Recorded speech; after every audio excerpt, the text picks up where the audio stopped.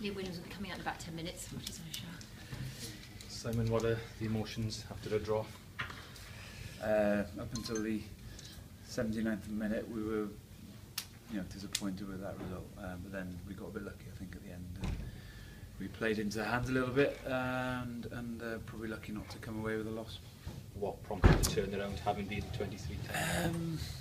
We had a line out on their 22. We turn the ball over, they go at the other end. I think we carry the ball over the try line, and then their scrum probably they have their best scrum of the day, and that you can see the penalty, but their 8 picks up and just dabs it down.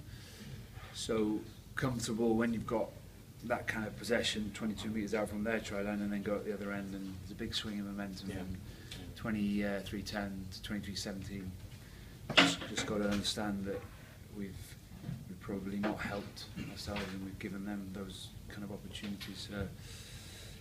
But there were lots of positives in the game, and I thought the way we went after them when they went down to a man and 2 men in the bin was good, and we got a score just before half time, and I thought that our intent to play was excellent. Our defence at the time was great. They didn't really have many options other than going to the air. So there were lots of real positives in the game. The disappointing thing is probably at 23-10, you'd like to think we could close the game out, and we didn't. You mentioned it, but obviously their depth this week. I mean, did they show that with the players that will come in on second half? The pack seems to get stronger there as the game wore on. I think, I think they've got the ability, like a lot of top French sides, to bring on like for like in terms of quality and experience as well. We've got some fantastic players that are either not involved or sat on the bench, but probably their experience or their lack of experience is where we would fall down in this competition. So yeah, I think that's evident for all to see. We get a couple of injuries to frontline players, and then we're bringing in players that haven't quite got that experience, and then we suffer a little bit, whereas they get a few of those. They make maybe 10 changes from last week's game, and they're still pretty competitive. It's not a bad return, Mike, from those first 2 fixtures, signing by anyone's standards, is it? It's okay, Del. I think we probably will look back, though, and feel like today was a chance missed. But having gone to Quins last week and got a result, and 6 points out of a possible 10, it isn't a bad start. But we've got to go and play Clermont back to back now. So after the autumn international, so we're going to hope that the Welsh boys, who I'm sure have all staked their claim more than most in the team, will go away, and hopefully they'll come back in one piece.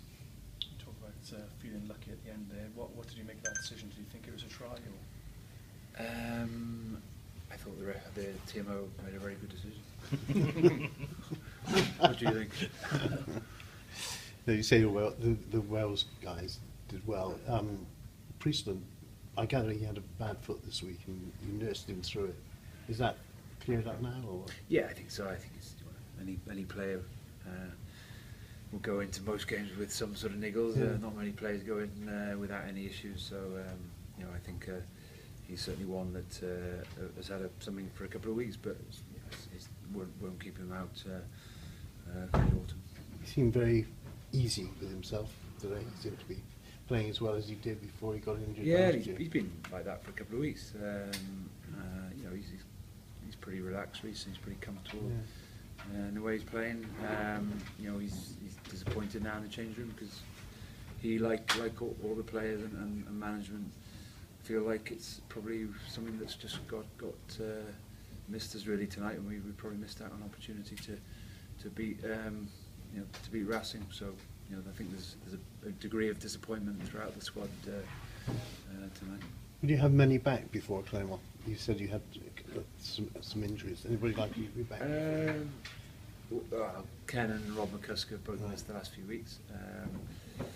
But apart from that, I just hope that we stay injury free now throughout the autumn.